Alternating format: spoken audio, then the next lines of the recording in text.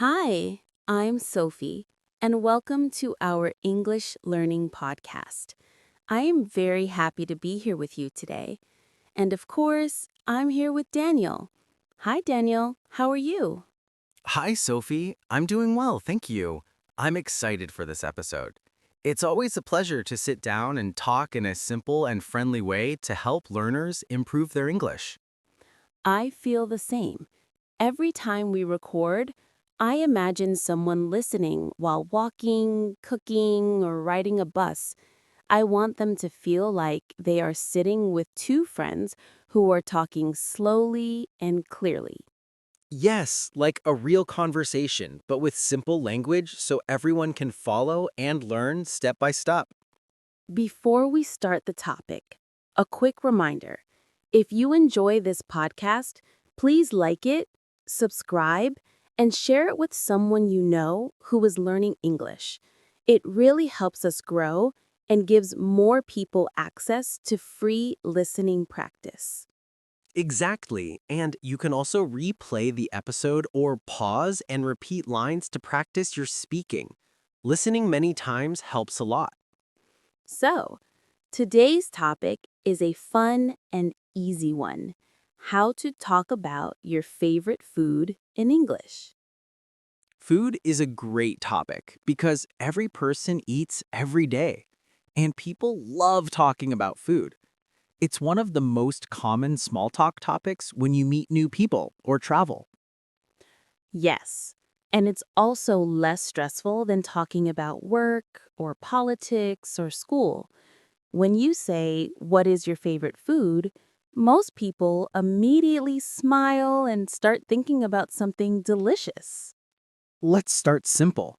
When someone asks, "What is your favorite food?" you can answer with a short sentence. For example, "My favorite food is pasta. I like it because it is creamy and warm." Yes, that sentence is short but complete. You say the food and you give one reason. And for English learners, this simple structure is a very good start. Here are more examples listeners can copy. My favorite food is grilled fish. I like it because it is fresh and healthy. My favorite food is fried rice. I like it because it is easy and tasty. Oh, yes, I love fried rice too. It's so simple but so satisfying. And learners can also say things like, "I eat it every weekend," or "I always order it at restaurants," to add a little more detail. Right, and food is also connected to emotions. Sometimes our favorite food is not only delicious, it also reminds us of people we love or moments from childhood. That is so true. For example, I love homemade soup because my mother used to cook it for me when I was sick. When I taste it today, I feel safe and calm, like I am a child again. Exactly, food can be a memory. And in the next part, we will explain how to talk about those personal memories when you describe your favorite food so your answer sounds richer and more natural. Because when you add a personal memory or context, the answer feels more alive, not just like a school exercise. For example, instead of only saying, "My favorite food is pizza," you can say something like, "My favorite food is pizza. I always eat it with my friends on Friday nights. It makes me feel relaxed after a long week." That already sounds more human and more interesting. Yes. And the grammar is still simple. There are no complex tenses, just everyday vocabulary. Another example could be, "My favorite food is couscous. My grandmother used to make it for the whole family on Sundays. It reminds me of home." When you speak like that, people can imagine your life a little. And this is exactly what communication is, sharing a small piece of your world so other people can connect with you. Even simple words can create connection if there is a feeling behind them. Let's give more ready-to-use examples for our listeners to copy.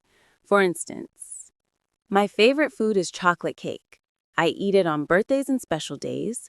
It always makes me smile." That is a full, clear answer with emotion. Another one. My favorite food is spicy noodles. I first tried them when I was traveling in Thailand.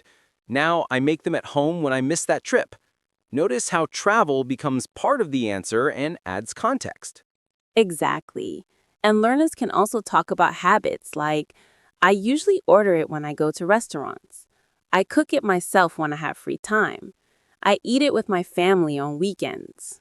These are simple phrases but very useful.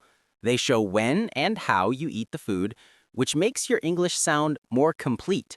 And you don't need to be advanced to do this. A2 or B1 level is enough. Now, something very helpful when describing food is using taste adjectives. In English, we often describe food with words like sweet, salty, spicy, sour, bitter, creamy, crispy, soft, juicy, fresh, rich, light. These words help listeners understand the experience. Yes, for example, I love mango because it is sweet and juicy. I like chips because they are salty and crispy. I enjoy yogurt because it is cold and creamy. Very short, but very clear.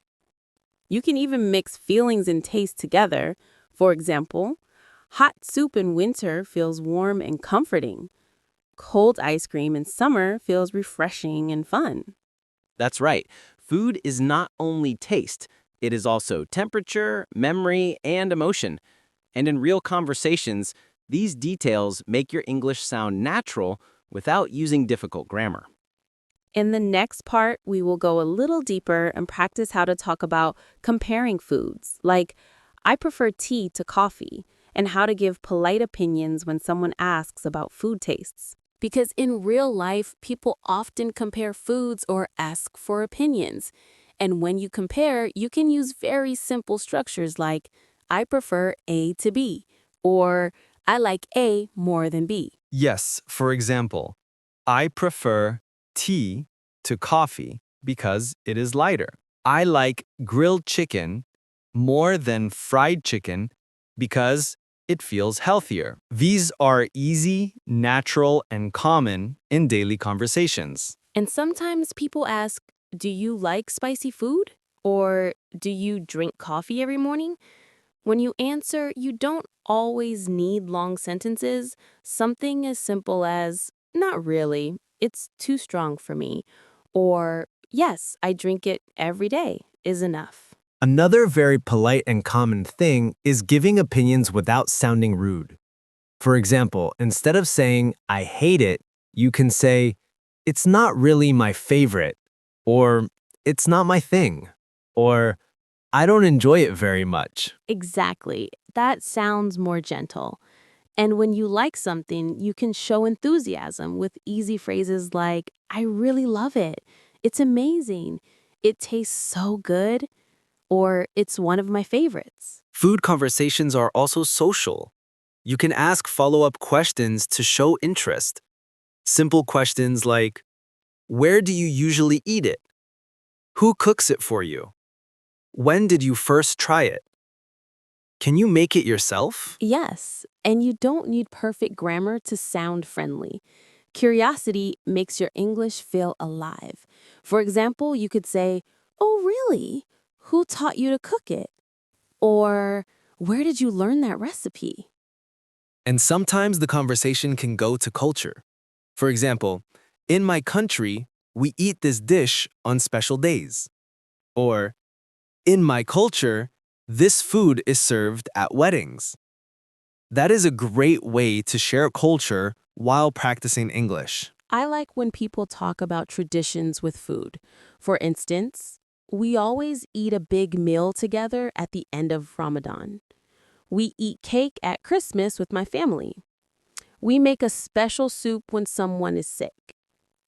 These small cultural details make the conversation deeper without complicated English. And it also teaches the other person something new about your life. Food is often the easiest door to talk about culture, childhood, and family in a comfortable way. In the final part, we will do two things. First, we will quickly summarize the key phrases we used, And then we will end the episode with an encouraging message for our listeners so they can start practicing right after listening. And before we close, it's helpful to repeat the main useful patterns so learners can remember them easily. For example, when you want to say your favorite food, you can use, my favorite food is blank. I like it because blank. Yes, and if you want to add a personal touch or memory, you can say things like, I usually eat it with my family on weekends. My grandmother used to make it for me. I first tried it when I was traveling. When you want to describe taste or feeling, you can say, it is sweet, salty, spicy, creamy, crispy, juicy, fresh, rich, light, or it makes me feel relaxed, happy, warm, nostalgic. To compare foods or express preferences politely, you can use, I prefer blank to blank. I like blank more than blank. It's not really my favorite. It's not my thing. And to keep the conversation alive, remember the small follow-up questions. Where do you usually eat it? Who cooks it for you? Can you make it yourself? When did you first try it? If listeners just practice these few sentence models again and again, they can speak about food confidently in any simple conversation. Yes, and food is a universal topic. You can talk about it with classmates, with colleagues, with people you meet when you travel, or even during language exchanges online. To our listeners, we encourage you to choose one food you like and try to describe it using today's patterns. You can even write it in the comments or say it aloud to practice. Don't worry about sounding perfect. Focus on being clear, simple, and natural. Little by little, you will get better. Exactly. The most important skill in language learning is not perfection, it is consistency. Use your English often, even with simple sentences, and you will improve more than you think. Thank you for listening to this episode today. We hope it gave you confidence and ideas for speaking about food in English. If you enjoyed this episode, remember to like, subscribe, and share it with someone who is learning English. Your small action helps others discover this podcast. Take care, keep practicing, and we will see you in the next episode. Bye, everyone, and happy learning.